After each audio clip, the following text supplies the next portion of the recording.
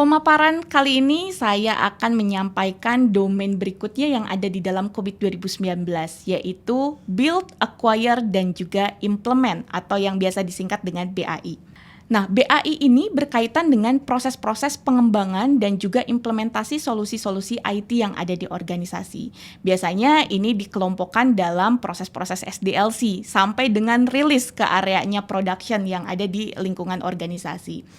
Nah, karena BAI ini merupakan tindak lanjut dari perencanaan yang sudah disusun atau sudah ditentukan pada domain APO terkait dengan perencanaan, maka salah satu proses utamanya adalah pengelolaan program dan juga proyek untuk merealisasikan rencana IT baik yang berkaitan dengan pengembangan aplikasi maupun pengembangan infrastruktur.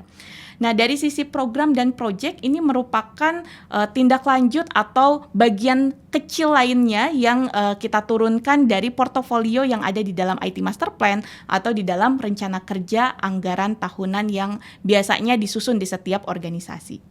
Nah, kemudian dari serangkaian proses yang ada dalam domain BAI, terdapat satu proses yang biasanya di pengalaman saya melakukan assessment IT maturity level tidak memenuhi persyaratan di dalam COVID.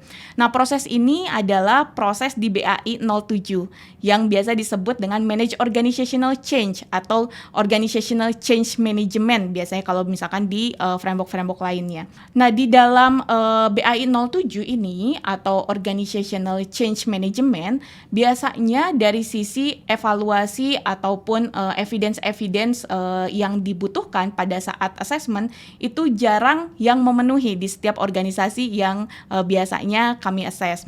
Nah, di dalam COVID sendiri, di COVID 2019 ini yang berkaitan dengan BAI 07, ini paling dekat dengan ADKAR model. ADKAR model ini ada singkatannya. Jadi A-nya itu adalah awareness, kemudian D-nya desire, kemudian yang ketiga K-nya adalah knowledge, kemudian A berikutnya adalah ability, dan juga R-nya adalah reinforcement.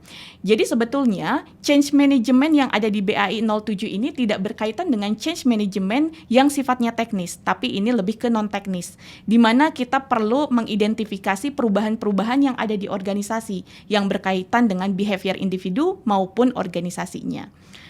Nah, dari ADKAR model tadi yang saya sebutkan, awareness ini biasanya dilakukan pada saat awal ketika implementasi perubahan itu baru dimulai. Awareness harus dilakukan terhadap orang-orang ataupun personel-personel di organisasi yang memang terkena dampak dari adanya perubahan. Nah, kemudian yang kedua, desire. Desire ini untuk mengidentifikasi apakah pihak-pihak yang terkena dampak dari adanya perubahan ini ada resistensi atau tidak. Maka dari itu, dari ADKAR model ini, untuk desire ini memastikan bahwa pihak-pihak yang memang terdampak dari perubahan dapat mengikuti perubahan tersebut.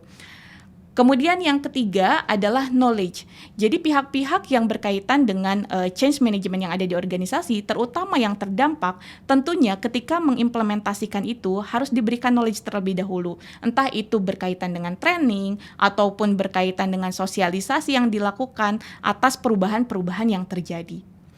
Kemudian yang berikutnya adalah ability. Dari pihak-pihak yang terkena dampak dari perubahan yang terjadi, maka harus dicek dari sisi ability-nya. Apakah sudah memahami perubahan-perubahan tersebut, bisa menjalankan atau tidak, kemudian ada gap atau tidak. Nah, itu biasanya diidentifikasinya dengan survei untuk memastikan bahwa setiap pihak yang terkena dampak dari perubahan itu sudah memahami dan dapat menjalankan perubahan yang ada di organisasi.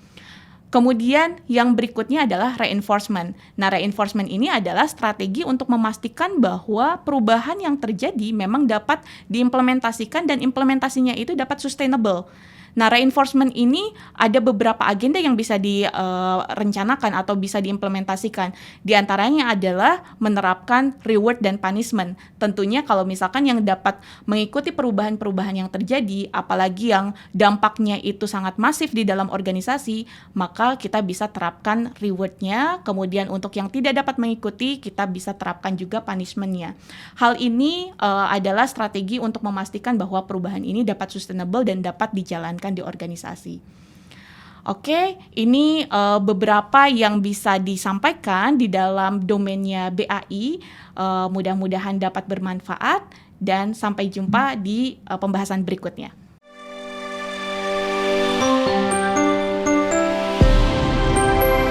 Mitra Tax, your compliance partner.